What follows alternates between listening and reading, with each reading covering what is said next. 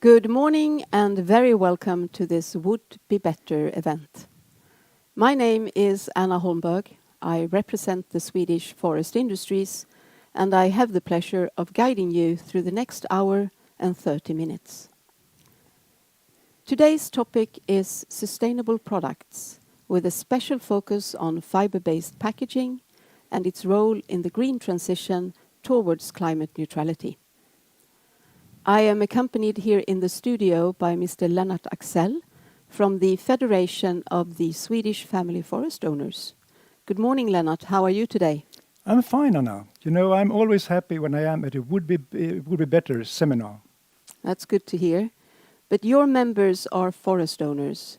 Why do they think that the discussion on sustainable products and fibre-based packaging is important? Our family forest owners are growing trees over generations in the boreal forest. Obviously, we are interested in the value chain that are processing our wood. The fiber-based packaging is a very good example of a climate-smart, fossil-free, both renewable and recyclable product. Perfect. Well, easy peasy, as we would say in Swedish. But can you please tell the audience what is the Would Be Better network?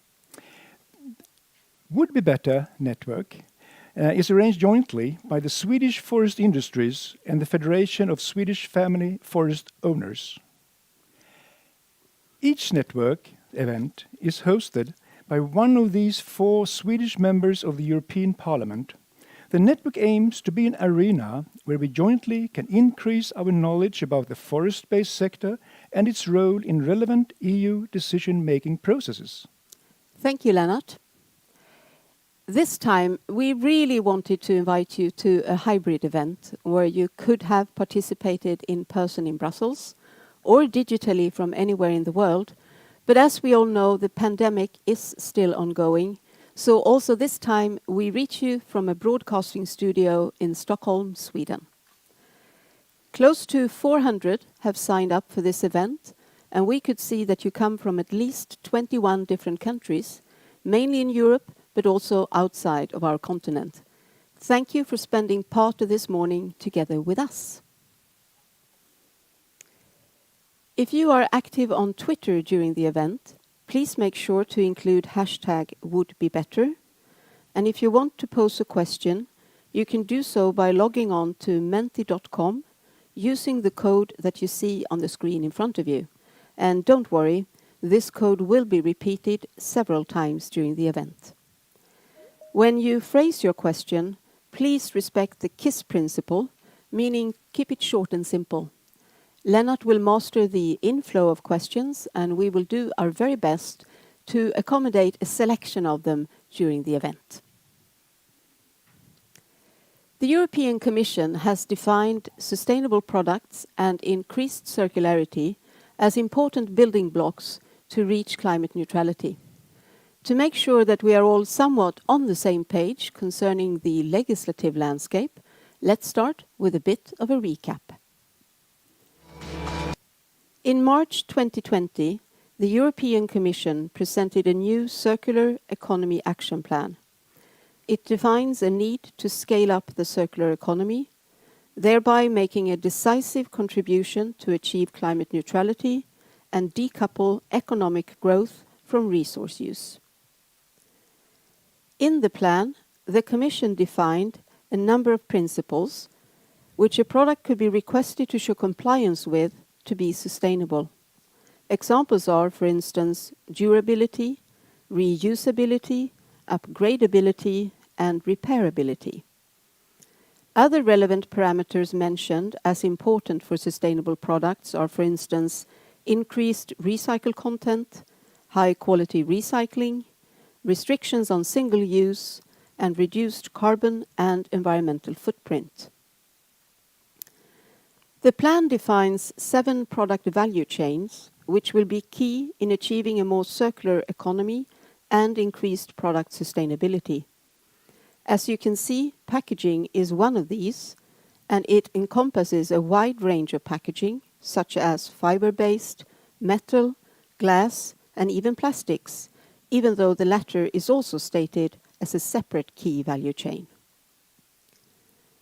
Since 2020, the Commission has continued its work, and this year we know of 3 very important publications.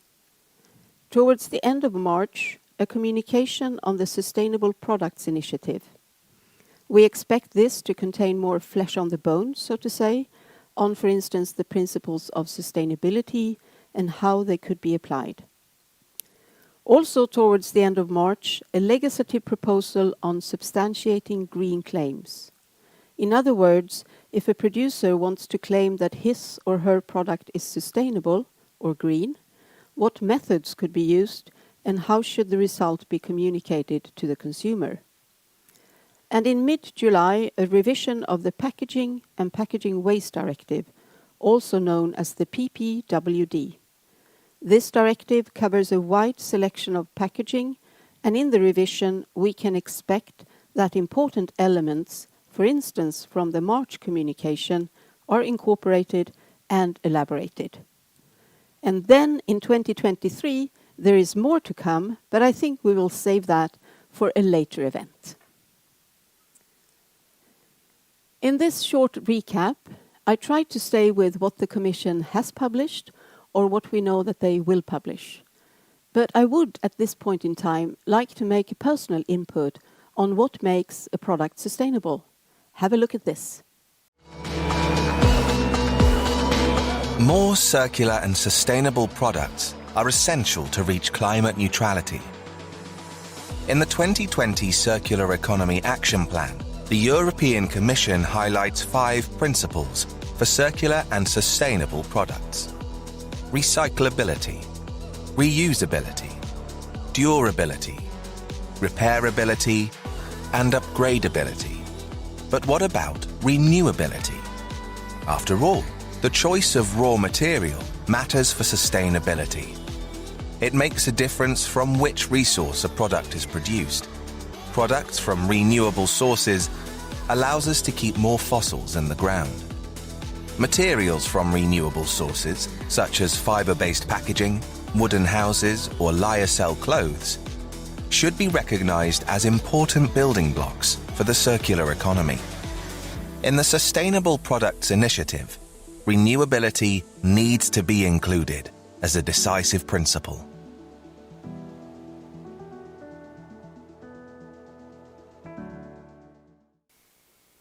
Welcome back. It's now high time for me to introduce today's host, Jessica Poolfjärd. Jessica is a member of the European Parliament since 2019, and she belongs to the EPP group. Jessica is a member of the Parliament's Committee for Environment, Public Health and Food Safety, known as ENVI. She is a substitute in the Committee for Economic and Monetary Affairs, ECON, and in Employment and Social Affairs, EMPL. Good morning, Jessica. How are you today? Good morning, Anna. I'm very fine, thank you. And you seem to be in Brussels, is that correct? That is correct. Yes, I'm looking out in the grey Brussels sky from the Parliament. Well, without any further ado, I'm going to give the digital floor to you for your opening address. So please. Thank you, Anna. And I do remember the times when we could meet physically and having this event in Brussels, but I hope that we could do that in not that far future, and we can meet again in a physical environment. But it feels great to be back as a host, even though it's digital. For the would be better. And I would like to just start by thanking all of those who have organized this meeting, and I know that it's very well organized as usual. And I can see that we have a lot of guests today that will make a good base for a great discussion and for interesting remarks. And as Anna mentioned, I'm a member of the EPP group in the Parliament. And I am also the vice coordinator in my party group for the Environment Committee. What I would like to do in these short introductory remarks is to give you an overview of the political landscape in the Parliament and offer some thoughts on what lies ahead in the area of climate and environment policy, but also more specifically on forestry policy and sustainable products. Given everything that is going on at the moment, this should give us plenty to discuss today.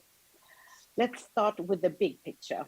At the moment, our agenda is dominated by the numerous proposals that form the EU's new climate policy, known as Fit for 55. This means that we are starting to turn the ambitions of the Green Deal and our commitments under the climate law into action. From my perspective, these policies must reflect the climate contributions of sustainable forestry and acknowledge the multiple functions of forests. Unfortunately, that cannot be said of several of the proposals which will affect the prospects for forestry. This includes LULUCF, where the Commission is proposing to increase the carbon sinks, and the new Renewable Directive, which introduced new sustainable criteria. A lot of this comes from the Commission's new forest strategy, which I think was a step in the wrong direction, to say the least. Forests have so many ways of contributing to our society, and our policies must reflect that.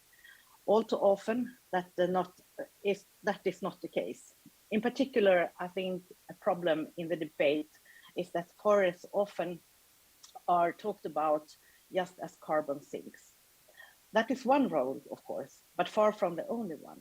And that's why I have fought so hard to include the multifunctionality of forests and on the notion of sustainable forest management in the Parliament's position on the forest strategy. I think the Parliament made clear that the multifunctionality of forests must be respected, and I expect the Commission to take note of that in the strategy. And when we talk about sustainability, we need to consider both the social, economic, and environmental aspects. I think the forest discussion in point here. Sustainable forestry is instrumental by promoting forests that absorb carbon, replace fossil products, and support the economy. This brings me to the key topic of today's discussion, sustainable products. If this year is the year for climate policy, the next one will be marked by a number of initiatives to strengthen our circular economy and product framework. Last year, the European Parliament adopted our position on the Circular Economy Action Plan. That was a lot of work, which we can come back to later.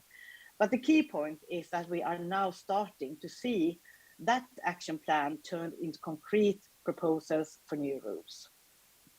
At the moment, I am negotiating the new EU batteries regulation, which is the first major proposal under the circular economy umbrella. This will shortly be followed by a number of new proposals and sustainable product requirements. I'm very pleased that in our work on the batteries, we have actually built support for an understanding of the way bio-based products could contribute. And we have now taken account of this in the legislation by clear reference to disclose not just energy and minerals, but also renewable content. I will, of course, come back to this later and elaborate a little bit more in today's discussion. And I'm very much looking forward to today's seminar. Thank you. Well, thank you very much, Jessica. And you will return to take part in the moderated discussion within slightly later into the event. So I'll say bye-bye to you now, but only for the time being. Thank you. Before I present our first speaker, I'd like to remind you that you can post questions on menti.com using the code that you see on the screen in front of you. So please do so, and we will address some of them a bit later into the event. Our first speaker here today is Mr. Joaquim Nunes De Almeida. He is Director for Ecosystem 4 at DG GROW. This ecosystem covers mobility and energy-intensive industries, including green and circular economy. And DG GROW, as very many of you know, is the Commission's Directorate General for Internal Markets, Industry, Entrepreneurship and SMEs. Good morning, Joachim. How are you today? Good, very good. Good, that's good to see. And I assume that you're also in Brussels? Also in Brussels with the same grey sky. Well, I can tell you that I think we're going to have a fairly decent day here in Sweden today, even though a little bit Wow. chilly. So quite many of us are now very, very anxious to see what you have to tell us about the upcoming proposals that we can expect later this year. So once again, please, the digital floor is yours. Thank you very much. Thank you very much. Pleasure to be here, and thank you for the invitation. So, as said, in 2020, the Circular Economy Action Plan underlined the need for urgent EU action towards the transition to a circular economic model.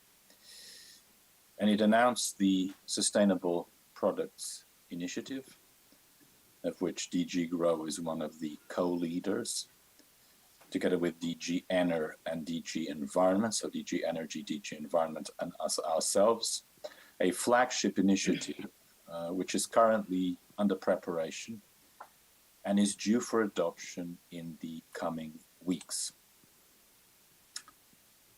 It will establish a horizontal framework replacing eco-design that will foster the circular economy and help us meet our climate, energy, social, and environmental goals, and strengthen European industry as a result. As the title suggests, its main focus is central to all our lives, i.e. products. And the reality is that to produce, distribute, use, and dispose of all products we currently consume, a very significant amount of energy and resource use is needed, and high levels of greenhouse gas emissions are triggered.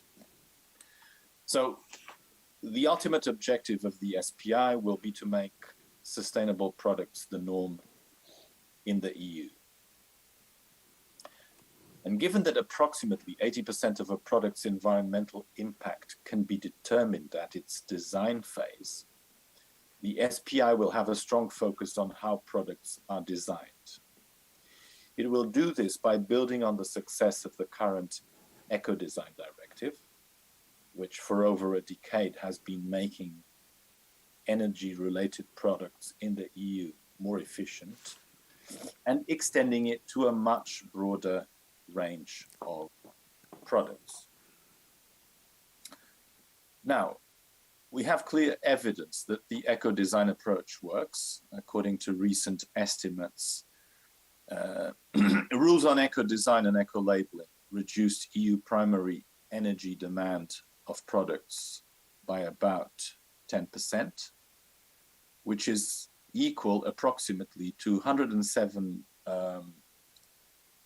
million tons of CO2 equivalent greenhouse gas reductions.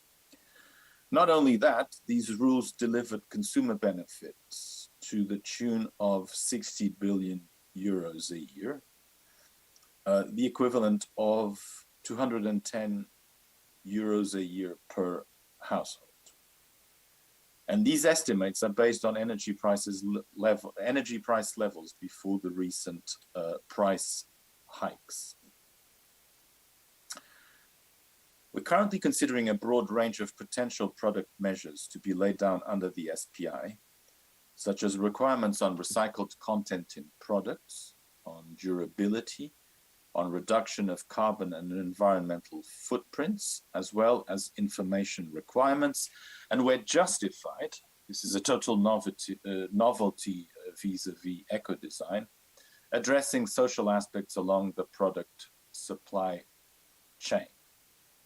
Now, just one thing that I have to make clear is that this year you're going to have a horizontal framework that will enable us to do legislation on products, to do facilitated forms of legislation via implementing acts on a series of products dealing with these elements. So what you'll see in March will not affect any product concretely. It will just set a framework of what could be done vis-a-vis any product henceforth in the next years. And linked to these aspects and to leverage the potential of digital in the green transition, we're also hoping to introduce the digital product passport, and we have indications that these could improve transparency on product sustainability for consumers, as well as along supply chains. So basically, one can say, ladies and gentlemen, that we're trying to, from the batteries regulation model, expand that model to all products. Now, a bit on packaging. I'm responsible for the SPI. I'm not responsible for packaging, so DG Environment is responsible for packaging. But here's the line. So packaging plays a major role in our daily life, necessary for handling, for the transportation and safety of goods, plays a role in preventing food waste through damage. But the huge amount of excess packaging and of packaging waste in global waste is not sustainable, and we need more ambition for more circularity. The Circular Economy Action Plan calls for less waste for more value. And when it comes to packaging, that means that it should be designed for circularity, that it should maintain its functionality and value for as long as possible, rather than immediately becoming waste after the first use, and that it should contain more recycled content. So the Commission is therefore engaged in reviewing the Packaging and Packaging Waste Directive, PPWD, to come up with a legal proposal that tackles all of these issues in an effective and proportionate way. We do not focus only on boosting recycling rates, but at the entire life cycle of products and packaging from production to waste. It should be remembered that waste prevention is higher in the waste hierarchy than recycling, and that's why we need to look at the design, production, and use phases of the packaging life cycle. We have to reduce the generation of packaging and its waste.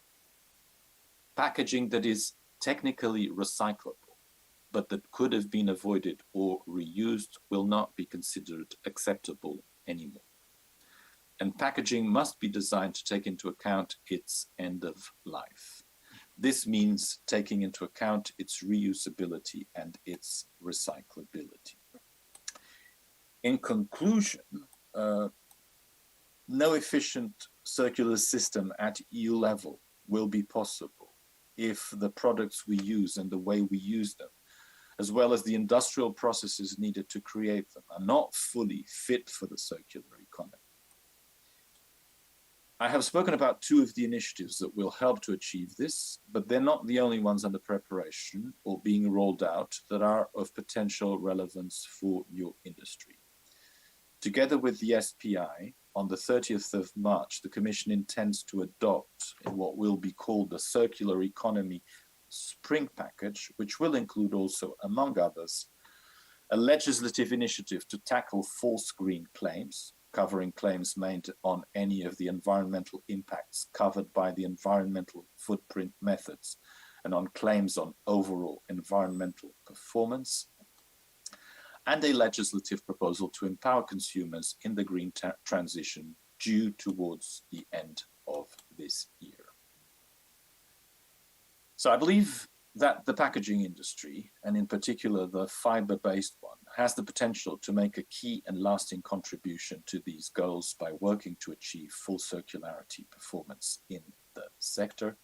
And I encourage you to continue the positive steps that you're taking and to capitalize on the full sustainability potential of your industry. Thank you very much for your invitation again. And stay with you until 11. Precisely. Thank you, Joachim. I think I'll fire off one follow-up question straight away. So you're saying that what we can expect in March is more of a sort of a horizontal type of policy, and that the principles in that policy will then be sort of incorporated and applied in other pieces of legislation. Is that correctly understood by me? Exactly. I think what the SPI that you will see in March will say something like, the Commission wishes to enhance environmental and social sustainability of products, wants to enlarge the eco-design framework by going beyond energy performance. And to do that, it will use a simplified legislative form, implementing acts, so as to be able to act faster and more decisively. So what you should look at is at the work program that is going to be adopted together with the SPI that will indicate where do we want to concretely legislate, as far as which products do we want to legislate in the years to come. Because in March, you're not going to see that a T-shirt cannot contain more than this or that, or that a chair cannot have this paint or that color or that chemical. You're not going to see any of that in March. You're just going to see a horizontal framework that will allow us to do that vis-a-vis every single product for the years to come.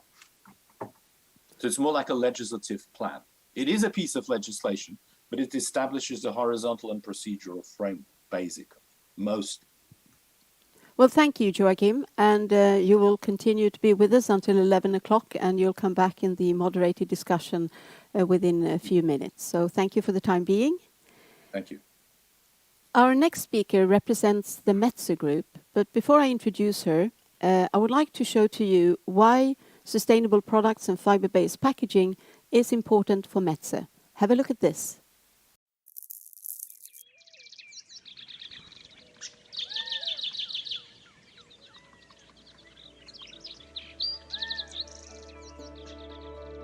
Metze Board, which is part of Metze Group, only uses wood that comes from sustainably managed Northern European forests. Metze Group uses every part of the tree. The stronger, more robust parts, like the trunk, are turned into wood products, while the thinner parts, like smaller branches, are used to make pulp, which is then turned into paperboard. Anything that's left over is used for renewable energy production. For every fully grown tree we use, 3 to 4 new seedlings are planted. Fresh fibre cartonboard is ideal for food packaging because it's safe for consumers and easily recyclable. When cartons are recycled, they provide valuable raw material for new fibre-based products, while supporting the circular economy by helping to reduce the use of fossil-based materials. Forests are an important carbon sink and a home for wild plants and animals. In sustainably managed forests, growing trees support both nature and local communities throughout their lifetime.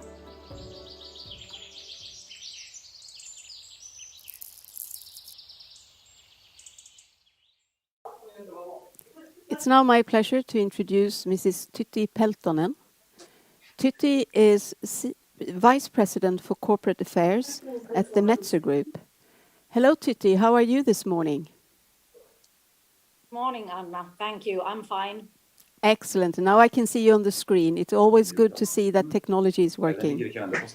So welcome, Tytti. And let's hear what you have to say on this topic, sustainable products and fiber-based packaging. The digital floor is yours.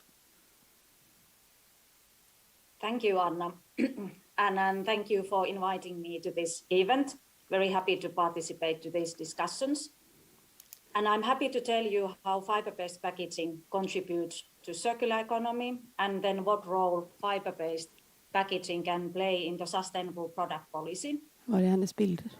As you saw in the short video, you saw how we use the woody raw material in the best possible way and how forest industries, how we contribute to resource-efficient circular economy and climate change mitigation. Metze Group is a Finnish forest industry company. We are owned by private forest owners, and we cover the whole chain from the forest to global consumer products. So we have a unique value chain, and we continuously seek and develop new innovative ways to use northern wood. Metze Board is then one of our business areas, and it's a leading European producer of premier fresh fiber paperboards.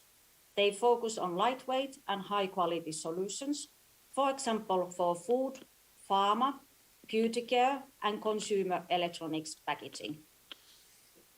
And next slide, please.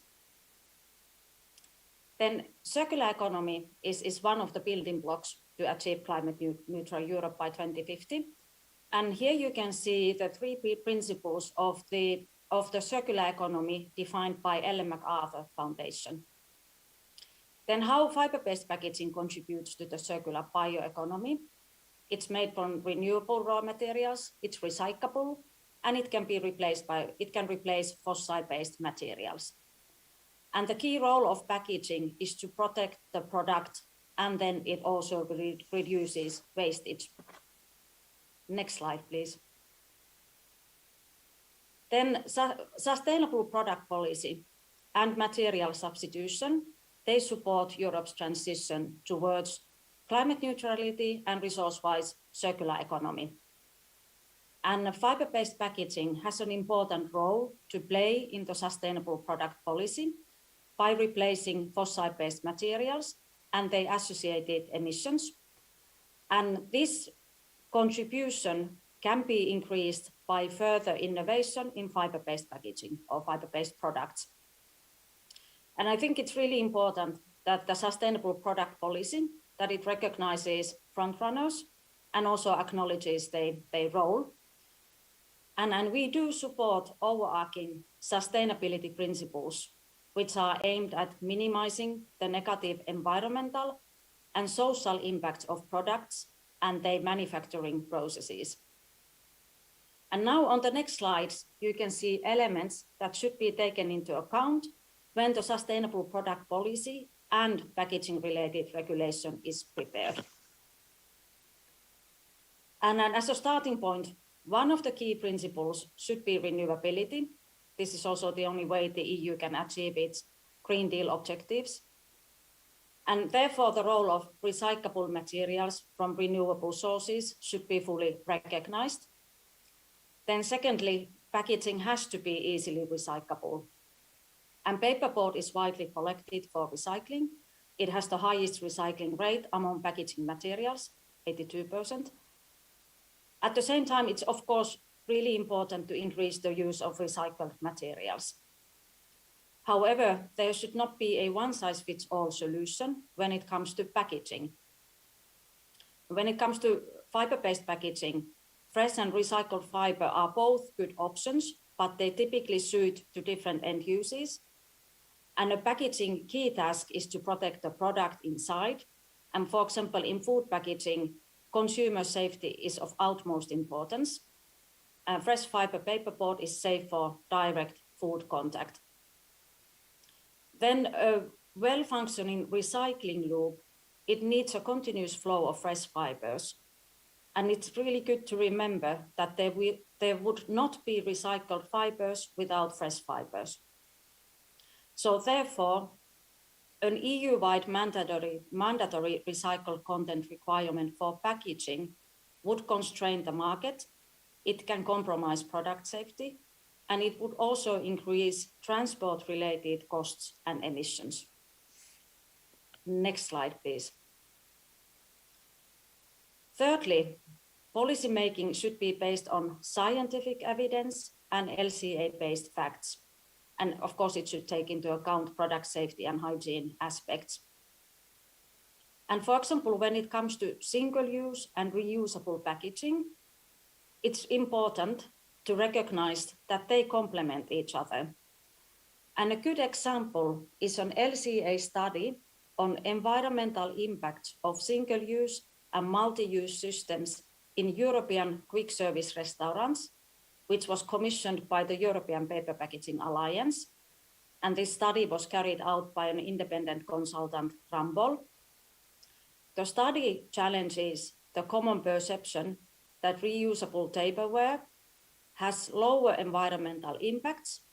On the contrary, the study finds that single-use paper packaging provides significant environmental benefits in terms of climate change and freshwater consumption.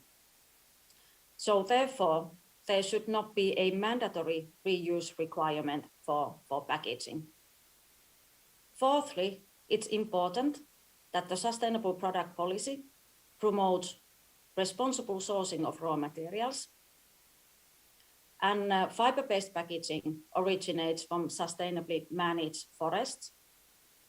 And for example, a good way of showing that your raw material comes from sustainably managed forest is global forest certification. And the two main systems are PFC and FSC. Then when it comes to consumers, standardized labels, for example, the EU eco-label, can help consumers to make sustainable choices. And next slide, please. Then the sustainable product policy should also encourage sustainable innovations. And a good example of future sustainable packaging is our new 3D fiber product, which can be used, for example, for food packaging. And you can see a picture on the slide. We have a demo plant in central Finland, and it produces 3D products from wet pulp. And it's, for example, an excellent alternative for plastic packaging. Then there has been a lot of talk about European resilience. And fiber-based packaging supports European resilience in many ways. It plays an important role in sustainable food systems, for example, by ensuring consumer health and safety. It increases products' shelf life, and it reduces food waste. It's also mainly sourced from European forests. It's produced, sold, and recycled to a large extent in Europe. So it also creates jobs and it brings tax revenues. Then the next slide, please.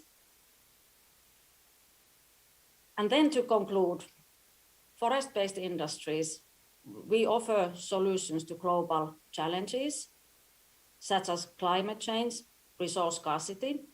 At Metsä Group, we have, for example, set ourselves ambitious sustainability targets for 2030. Our aim is that all our mills and our raw materials are fossil-free by 2030. Then Metsä boards, our paper boards, are made of renewable raw material. They are recyclable. They can replace fossil-based materials while ensuring product safety. So this is all I wanted to say at this point. Thank you. Thank you very much, Tytti. I'll ask one follow-up question straight away. You mentioned that you regard fiber-based packaging as being a front runner on sustainability. You've mentioned a few arguments on why, but isn't using the expression front runner, isn't that a bit easy? How could you be a bit more specific on why is fiber-based packaging a front runner? I think it's first of all, I would start from the sustainable sourcing. So it's fiber-based packaging is made from renewable raw material. And for example, when it comes to Sweden and Finland and the whole Europe, thanks to sustainable forest management, the forest in Finland and Sweden and in whole Europe, they grow more than they are used of. And at the same time, they act as a carbon sink. And then the fiber-based packaging is sourced from sustainably managed northern forests, which are regenerated. So, for example, the legislation in Finland and Sweden requires that the harvested forests are always planted. And we also take into account biodiversity, pay a lot of attention to it. And then when we have these products, you can replace fossil-based materials. So there are several elements that it brings into the discussion. So it really starts from the sourcing, from the sustainable sourcing, then how the product is designed. And for example, recyclability is a really important factor when you design the product. And they should be, and they are recyclable. And we take care of the end-of-life aspect in that well as well. So it covers the whole value chain, the sustainability aspects that we have. Thank you, Tytti. And I'll say thank you to you for the time being, but you will be back for the discussion in only a few minutes. But before we engage in this moderated discussion, once again, I remind you that you can post questions on menti.com using the code that you see on the screen in front of you. And I can turn over to Lennart and see that, yes, questions have started to drop in. And I promise that we will address some of them towards the end of the moderated discussion. And in this moderated discussion, we are going to touch on a couple of different topics. On each topic, I will start by making an argument which the participants can then choose to react on in whichever way they prefer. And the first topic today is, so should renewability be included in the SPI as a principle of sustainability?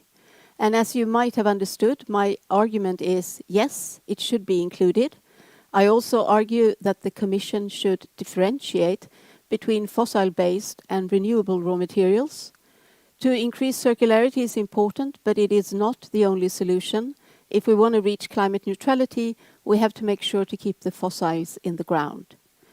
So on this one, Tytti, I'm going to address you first. And you've already agreed with my argument, but let me ask you this instead. If renewability would be a principle of sustainability, it could put your products in a favorable position versus competing materials such as plastics. Would that be a good way of designing EU policy? What's your view on that? I think sustainability is an extremely important element, and it should be fully recognized. As I said, that's the only way to achieve climate neutral Europe. And I already mentioned the elements that why sustainability should be taken into account, starting from the sustainable sourcing and so forth.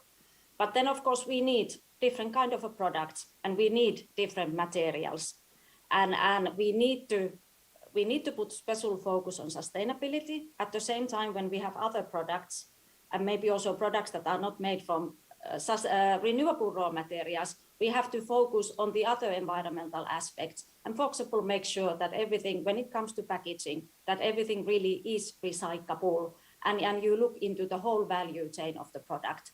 So I think you have to bear several aspects. You have to take all the environmental aspects into account, but definitely renewability should be one of the starting points. It's clear that if we want to achieve climate neutral Europe, if we want to have a resource efficient circular bioeconomy, we need to recognize renewability. And if we want to reduce fossil-based emissions, we need to keep the fossils in the ground. Thank you. I'll then turn to you, Jessica. What's your view on this? Could it fly in the Parliament to include renewability as a principle of sustainability? Yes, and I could say from my side that I think it's quite important to also include this, but of course with a perspective that will not be one-sided.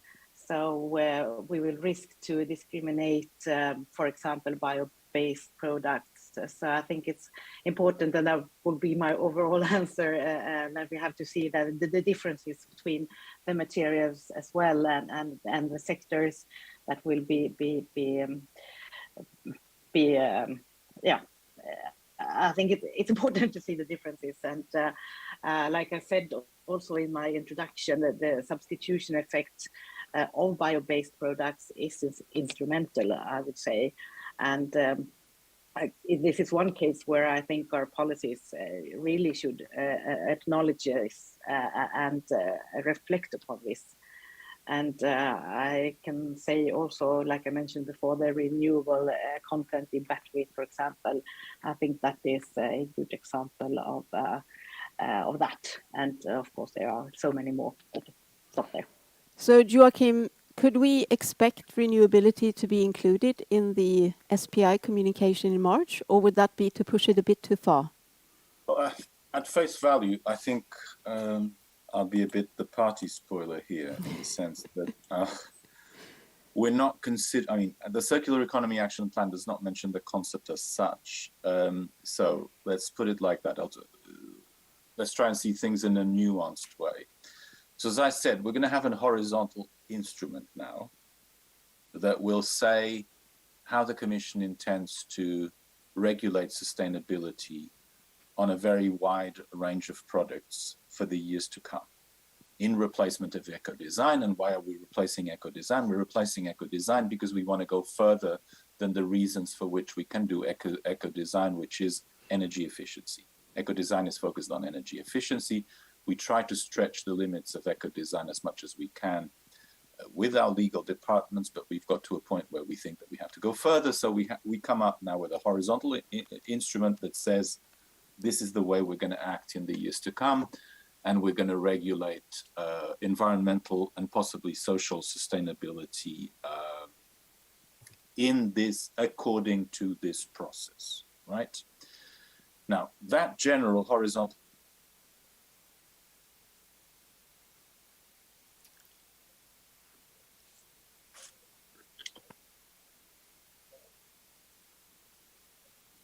Vi har tappat ljudet. For its implications in terms of environmental and carbon footprint. So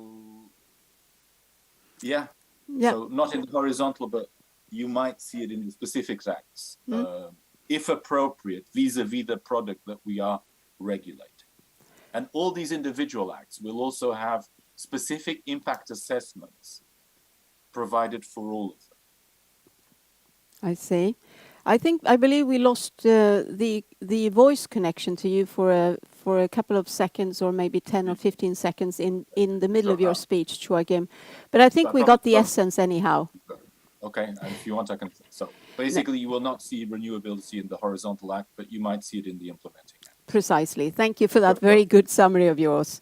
Let's move to the next topic that I would like to raise here. So these principles of sustainability that we can expect in the SPI communication, how could they then be applied? And we have heard slightly already from Joachim that they will not be applied perhaps in the same manner. It will be more defined in separate legal acts, focused versus different type of products. But let's start by having a bit of a look at this slide, please. You can here see 3 fiber-based product categories: packaging, tissue, and textiles. And I have, to the best of my ability, applied some of the principles that we learned about in the 2020 Circular Economy Action Plan. And as we can see here, and as we've already heard from Joachim, these principles do not automatically fit in the same way for all categories. For instance, to repair food packaging is perhaps not such a good idea, neither to reuse tissue.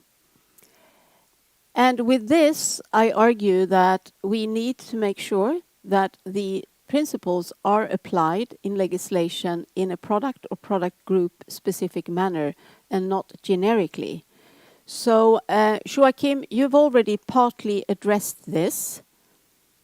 If the control room could please put Joachim back on screen, thank you.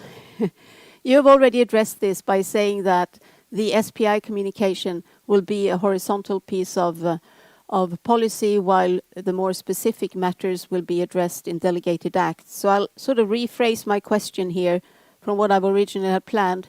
So how do you think you will go about to implement and address these principles in a product or product group specific manner?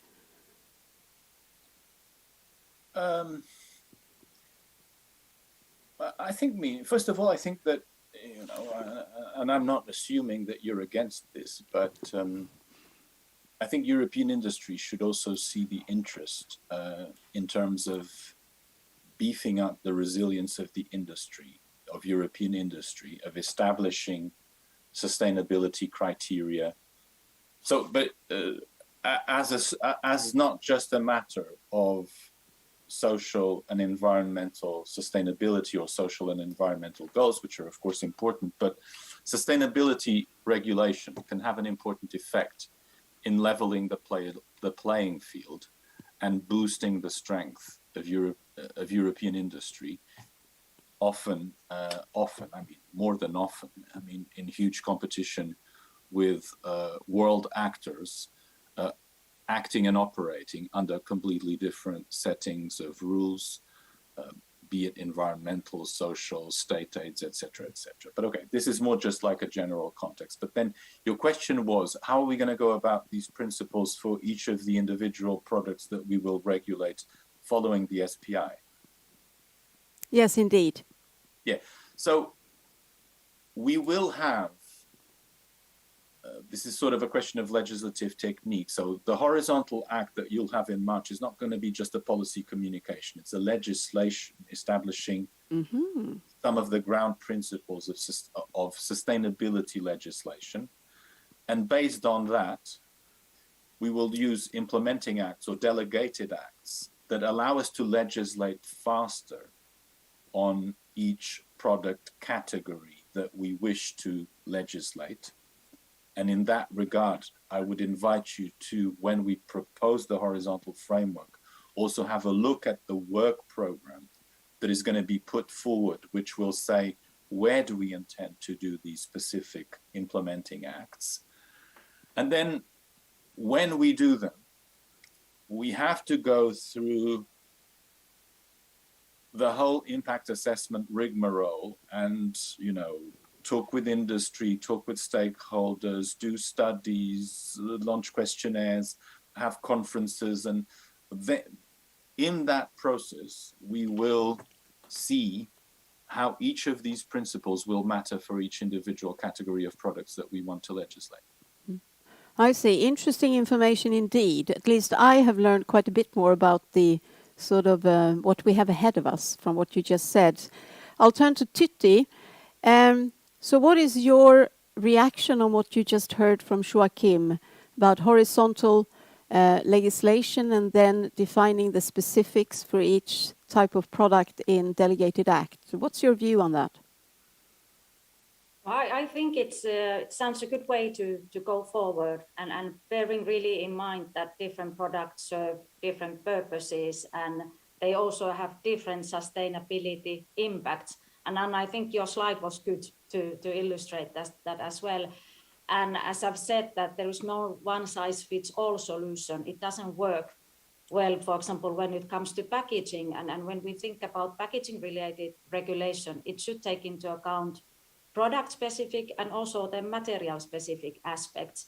So, and I'm thinking about delegated acts or the Packaging and Packaging Waste Directive review. I think these elements, the sustainability principles, for example, that will be put forward now with the Sustainable Product Policy legislative framework, I think it would be extremely important that the product-specific aspects should be, when it comes to packaging, that they are addressed in the Packaging and Packaging Waste Directive review.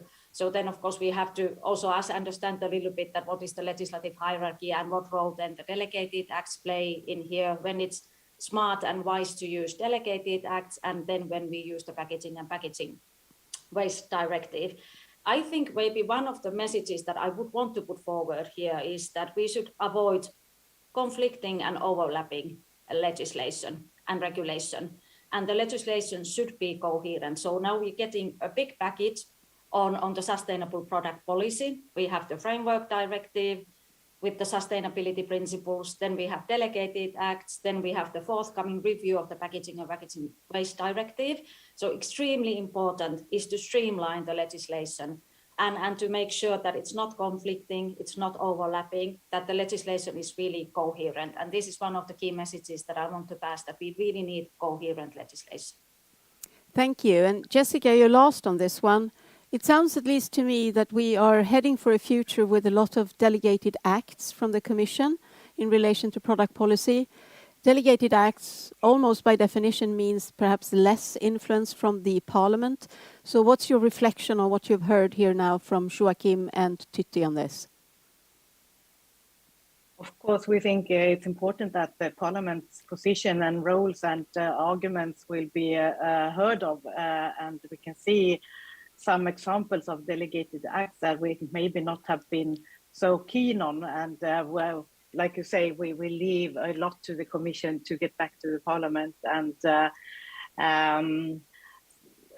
often the ambition is good, but we could see from maybe party groups and from regional aspects that we do want to have an influence as well from the Parliament side. And I think this is a good example where we have maybe slightly different views upon things. But of course, I want this to be a framework, and that we will not see the micromanagement or regulation. And I think that is important to keep in mind.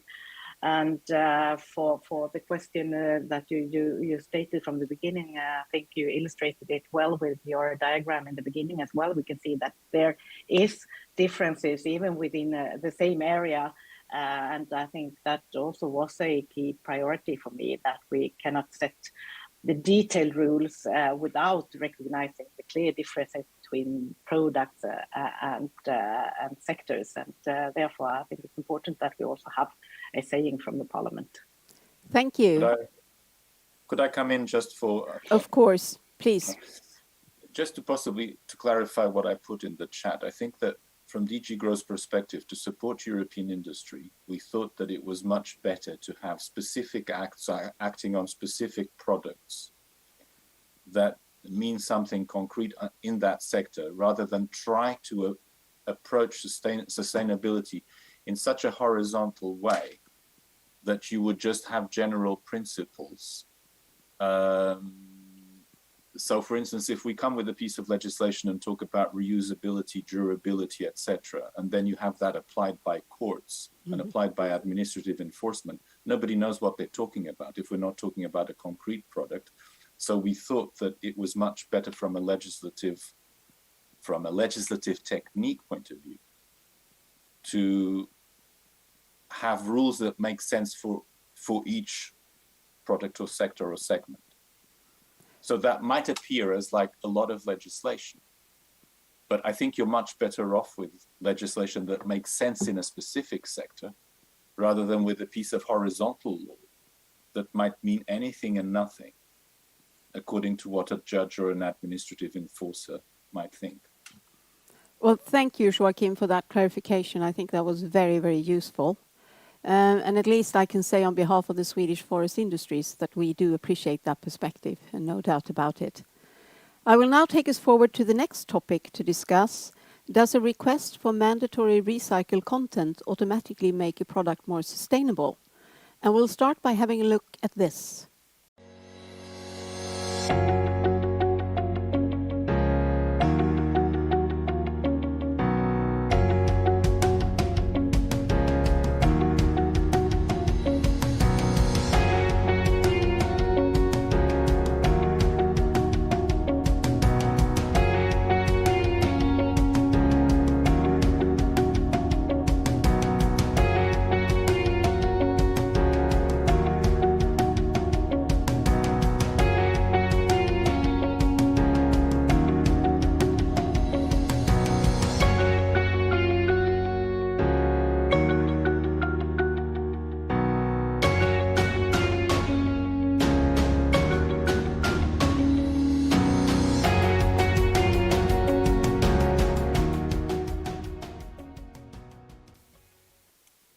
This time I argue that mandatory recycled content could indeed be a good policy tool for materials that do not have high collection and or recycling rates, because frankly it would force such a value chain to get their act together.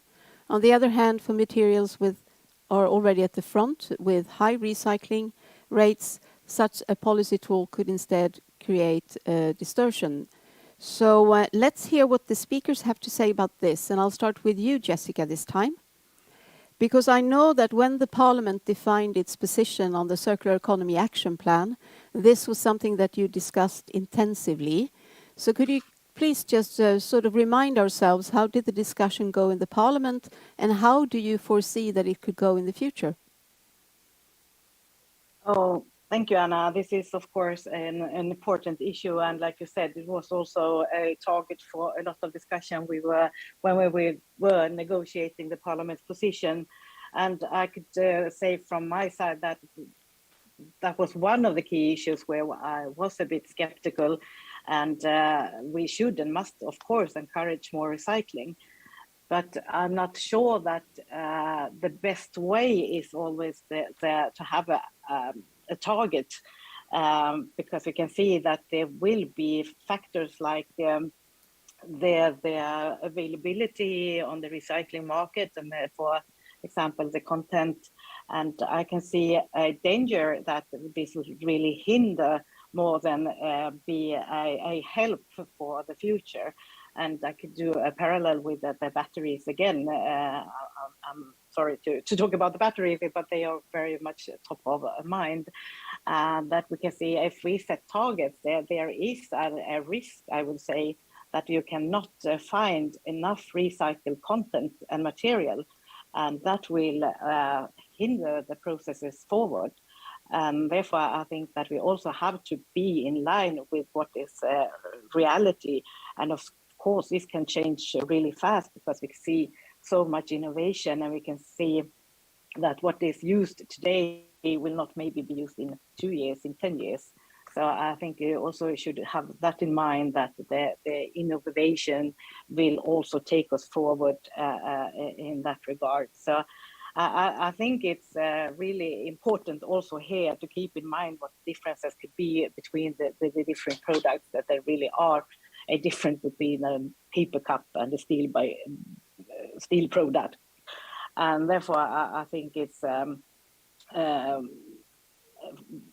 good to find ways. And in the batteries regulation, for example, we have a compromise where we are asking for mandatory targets, but with very clear reviews. And we are saying that targets must be based on assessments on the availability of recycled content. And I think this could be an example, and for other sectors and areas too, because I think politics also have the reality in mind for being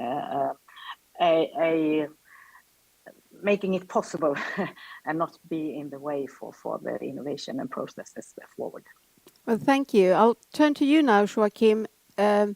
I would say that you at the Commission have a very delicate balancing act on this topic, to be able to sort of design policy that can actually get those going that are a bit behind, and at the same time assuring that the front runners can continue to develop. So how do you think that you will manage this balancing act?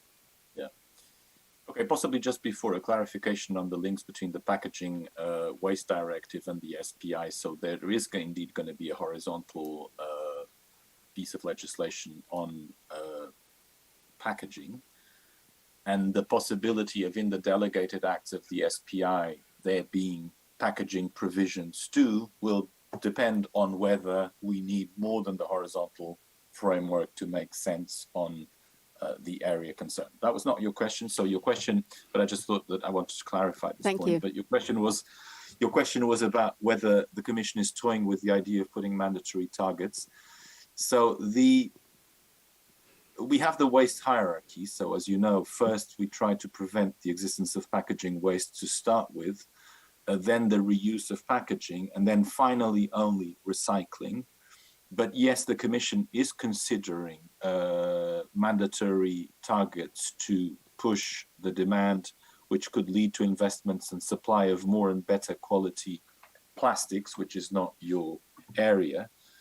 At the same time, we're working on a legal framework to ensure appropriate accounting of recycled content and equivalence between different recycling technologies. So that's where we are. Okay, good, thank you. That was also very clarifying, at least for me. Tytti, you're last on this one, and you said before that you don't believe that mandatory recycled content is the right way forward. If I'm being a little bit provocative here, I could say that, is it so that you're saying so because you want to defend your existing business, because it could actually be hurt by such a demand? Or where do you stand? I don't think the reason for that is that it would potentially be harmful for the existing business. I think we really need to look it from the point of view what makes sense from the environmental perspective and from product safety perspective as well. And we need to look into those, and we need to look into the environmental performance. And as the video really nicely showed, we need both recycled and fresh fibers. And when it comes to fiber-based packaging, and they are typically then suited for different end uses. And for example, when it comes to food packaging, we have legislation in Switzerland and Italy where there are restrictions in use of recycled fibers in food packaging. So that's a fact of matter that needs to also be taken into account. And I think then if we had a EU-wide recycled content requirement for all packaging, it would constrain the market, and then it would, like it was showed in the video as well, that it would increase transport-related cost and emissions. So I come from Finland. We have about 5.5 million people. It's obvious that there isn't enough recycled fibers available to keep the paper board production running. So I think it has to be smart legislation also, in the sense that let the market also to decide, and then the qualities of the paperboard that we use different qualities for different end purposes, and we definitely need both. We need recycled fibers and we need fresh fibers, and then there are some benefits to each of these, and then you look into the end use for what you need it or for what you use it. So I think we really need to bear these aspects in mind. So it's the environmental impact, it's the product safety, it's hygiene, and it's the whole life cycle impacts of the product. So we need to make smart legislation. Thank you. Next topic, are reusable products automatically more sustainable than single-use products? You might wonder why I make such a bit of a provocative question, but my experience is that in Brussels there is an ongoing debate about single-use versus reuse products, and those defending reuse products usually try to do so by saying that they are more sustainable. Either they speak it out clearly, or it's implied between the lines, if you ask me.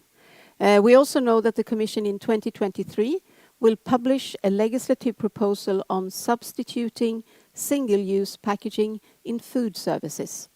So this time I argue that sometimes a single-use product is the right sustainable choice, at other times a reuse product.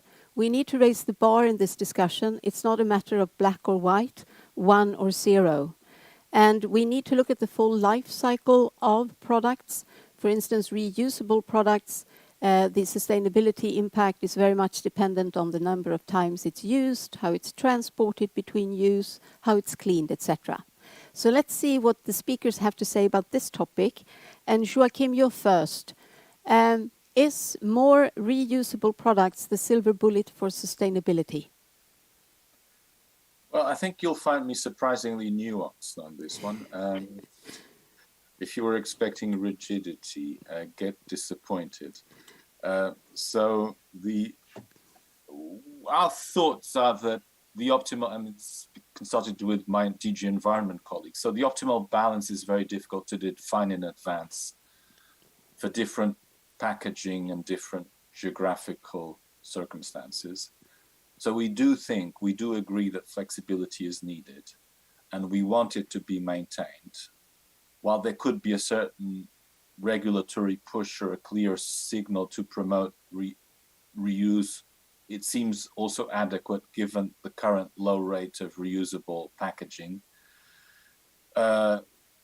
We must keep in mind that we should only use packaging that is really needed, replace single-use packaging with reusable models when this can be environmentally beneficial, again, when this can be environmentally beneficial, and only then create single-use packaging which is fully recyclable. There you go. Thank you.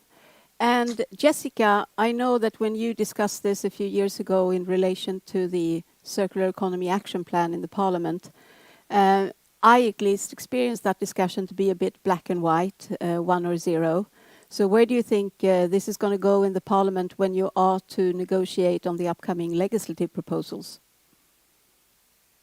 Yes, thank you. And it is, like you said, a topic of a lot of disagreement, and we can see that there is, I would say that Joachim stated well that it's not black and white, and we really have also here to differentiate between the products, and I also think that there is more parameters into this, and I think that this example in the beginning was quite interesting to see what you think and what is really reality when you start to cut this into smaller pieces and see what is really have the most effects on the environment. And you also have the parameter, for example, for the food sector, for vegetables, that it's not using packaging for its own sake, it's for saving and preserve, and therefore you could have a longer lifetime. And in that regard, you also have to take into account the food waste, for example. So I think it's not a single and easy answer to this, but in the negotiations, we also took a fight with the Commission in this work with the forest strategy, because we do see the differences between plastics and bio-based products, for example, and therefore I think that we should also differentiate the legislation and the demands on each sector. Thank you. Titti, you're last on this. I mean, Metsä produces a lot of single-use products. So once again, when you say that single-use and reuse needs to be balanced, are you speaking out of a sustainability perspective or out of a business perspective? I think again here we need both. We need single-use packaging and we need reusable packaging. And they have a different role in the transition to a circular economy. And I think they also offer different advantages. And those need to be taken into account. So it's a good example of a principle that cannot be applied as such to all different products or different materials. So I think we really need to have a product-specific approach, and not one-size-fits-all approach is not working in this case. And then if we think about single-use fiber-based food packaging, and I was referring also to the LCA study in my presentation, but it plays single-use fiber-based food packaging, for example, it plays a key role in sustainable food systems in terms of hygiene requirements, and it can also reduces food waste. And then something that is good to bear in mind that the packaging accounts for only a few % of the total environmental impact of food products' entire life cycle. And then I would also want to point out that the single-use paper dishes, they are mainly sourced and manufactured in Europe, while then plastics, ceramics, or glass dishes are mainly sourced and or manufactured outside Europe, elsewhere, mostly in China and in other Asian countries. So here I would also look into the European resilience and what role single-use, for example, what role single-use food packaging has in the European resilience. Thank you. It's time for the last topic to be debated here in this discussion, and it is how should green claims be substantiated? And today there are very many different measures to measure the environmental impact of a product. Very many methods to measure the environmental impact. There are also very many labels to display the result of these calculations to consumers. So one could actually say, if you want to be a bit provocative, that if a consumer wants to make an informed decision today, he or she needs to navigate in somewhat of a jungle of labels. And this has been mentioned by the Commission as a reason to legislate on how to substantiate green claims. And it could be believed that the Commission in the upcoming proposal will suggest a very strong focus on the so-called product environmental footprint method to calculate the environmental impact. So on this, I argue that the mandatory application of one method, for instance, the PEF method, is not the right way to go forward at this point in time for fiber-based packaging. Instead, I would argue that the policy framework from the Commission should be voluntary at this stage, and it should allow several existing methods that are standardized, widely recognized, and tailored to fit to different products and materials. So let's see what the panel has to say about this, and this time we'll start with you, Titti. So you mentioned already before about a voluntary framework, but do you think that that will actually do the game? Will that actually, at the end of the day, help the consumer to make informed choices?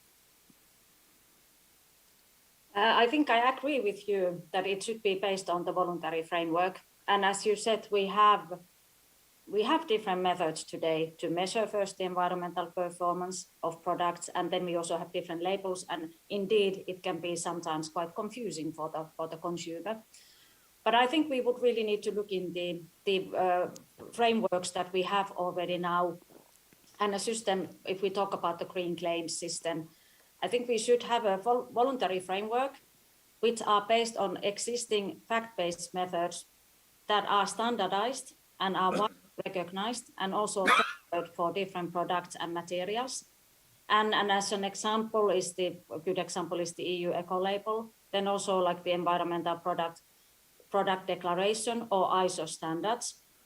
And I think that if we use the verified methods that are already used now by companies and research institutes, that would ensure faster compliance and lower costs, and it would also increase consumer trust. And then to verify these claims, we could use the existing national structures to verify the green claims. Okay, so you're in favor of a voluntary framework. Voluntary framework. Let's turn to you, Jessica. Do you have a view on this, whether the Commission should propose a mandatory one method, perhaps only framework, or more of a voluntary situation? I think that they phrased it very well in that we could have a voluntary framework. And I could say that it's because we don't need rules, and we do need that, of course, but I also think it should be a more of a clear framework and not a detailed one from set by the politics. And of course, we do think it's good if industry could have a common rule and to find ways to be more transparent and for the consumers. And of course, it also demands well-educated consumers to navigate in this and to see of all the parameters, like I mentioned before, that we do have a sustainable labeling in that case. And I think we have close examples of the taxonomy, for example, when politics tries to set and pick market winners. I think that could be problematic in the end, and I think everyone agrees about us having standards and so on. But in the end, it really can be also negative for some sectors. I would say that I agree with Titti, and I think her answer was good. So, Joachim, you get the opportunity to close this whole debate. How much can you tell us already today about the upcoming substantiating green claims proposal? Well, the cards are all open there still. Let me see, I've got the sound on. Yes, I've got the sound on. The cards are still all open there. I think that I would just possibly make a general observation that I think it's also in industry's interest to have, you need some sort of rubber stamp of authority behind methods that would assess green claims, in the sense, because otherwise this thing can also be used to, if people are allowed to use any and whatever method, you can also be easily trashed by being considered as not being environmentally okay for whatever reason or spurious reason, or et cetera, et cetera. So bringing a certain order into this market and into this jungle, I think is going to be a good thing for industry. But as far as our legislative process is concerned, so the various policies are all still on the table. So on the one hand, one of the options would be that companies could use only the standard methodology established by the Green Claims Initiative to substantiate their claims, or they would have the alternative to choose another methodology available. This is being submitted also now to open public consultation, and the feedback from stakeholders is yet to be digested. So again, interrogation. We don't know. Well, thank you. Yeah. Thank you, Joachim. That was a very honest answer. It's time to turn to Lennart to pick up a few of the questions that I'm sure has arrived. So I would like for you to first pick up a question for Joachim, and then we will do the same for Titti and for Jessica, but we will start with Joachim. Okay. Yes, thank you all for providing the questions here. For Joachim, maybe this one. Any packaging is only sustainable when the collection, sorting and recycling goes well. How to stimulate consumers to contribute to that more? Well, I think that probably we often have this issue in the EU. On the one hand, we want to, let's say, a lot of consumer information and a lot of education and a lot of pedagogy could probably lead to a change.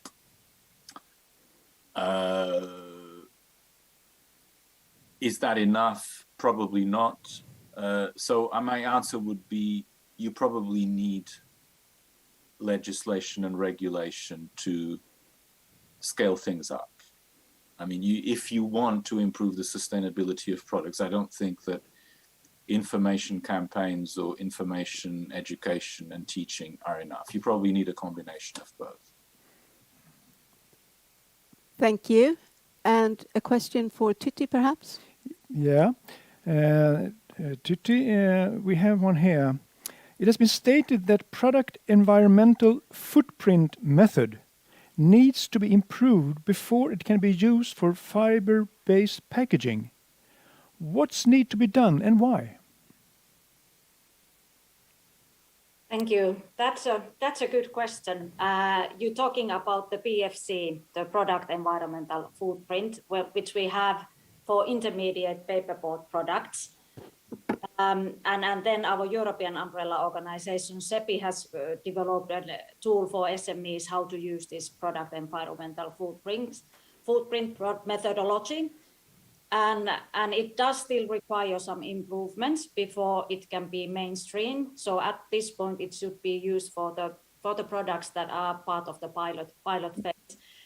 If I've understood correctly, I'm not an expert on this and I cannot go into the details, but I think there are some further development is needed on the land use impact methodology so that it would correctly reflect sustainable forest management. And then I think there are also some issues that should be looked in terms of the data and what kind of a data has been used and are the data files, are they updated? So I think there are some technical things, but the ones that should really be looked into is that how sustainable forest management is assessed and seen in there. Thank you. Do you have one for Jessica as well? Yeah, there are one here which is related to the work in the Parliament. It's when debating the circular economy action plan in the Parliament, putting a cap on the use of natural resources was discussed. This was believed to increase circularity and sustainability. Such a cap would be devastating for wood-based products, although they are not depleting forest resources in Europe. Why was there such focus in the Parliament? Could that discussion come back? Do we still have Jessica with us? Yes, I would say that is a shift of perspective of those who want to just increase the materials and a discussion of how to recycle and reuse. So I think that would be the key issue why we're having this debate. And I think that we can see, like I have stated in so many ways, that there are products that are more, it's better to recycle them than others. But I think that has been, yes, a political issue, of course, from different groups. And I can see that it's an ongoing discussion as well. Thank you. I think we're going to bring forward one more question to you, Joachim, because it's phrased in such a way that I think it works best for the Commission to reply to. So please. Okay. The European Green Deal was presented as a growth strategy for EU. It was also defined to be inclusive and leave no one behind. Now, more than 2 years down the road, many businesses feel that the Green Deal has tilted to be very much about only climate and environment. They also feel that the importance of business community to achieve innovations, investments, etc. has diminished. Is the Green Deal on the right track, Joachim? We keep thinking, and there are reasons to think. I mean, it's probably too early down the road to make firm conclusions, but there is clearly indications also of strong examples of industrial renovation, of increased competitiveness as a result of the Green Deal. Europe is very well positioned in many important Green Deal related sectors or segments. So we're very strong, for instance, on wind turbines, on everything that has to do with wind renewable energy. We're very strong on hydrogen electrolyzers.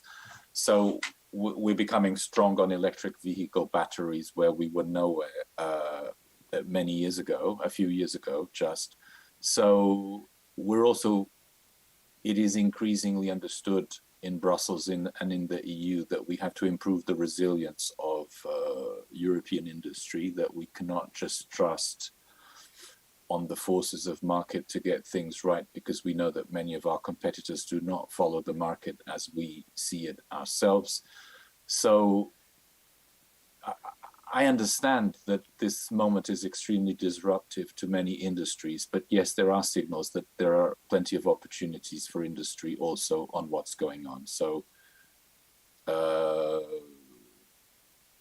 would be my nuanced, but as far as I'm concerned, honest reply.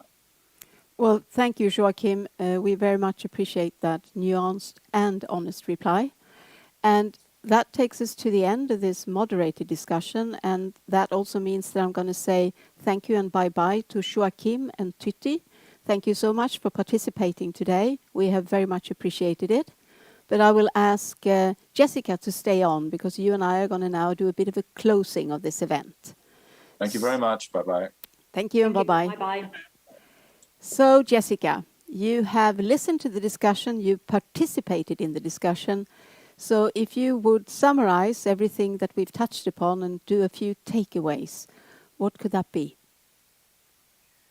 Oh, thank you. And thank you for the possibility to join here today. And I think this is a really interesting topic. And we can see that we have today focused, of course, on legislation and the debates in Parliament and the Commission proposals. But I do think that it's important to keep in mind that what is happening out there, what SMEs and what is contributing from different member states and SMEs. I could just briefly give you one example. When I visited Värmland, which is a region in Sweden where they have a lot of experiences from the bioeconomy, and where I visited an incubator with startups due to the bioeconomy, and we can see that there is such a force and innovative power, and we can see that products after product will be able to be substituted in the future with products from the forest.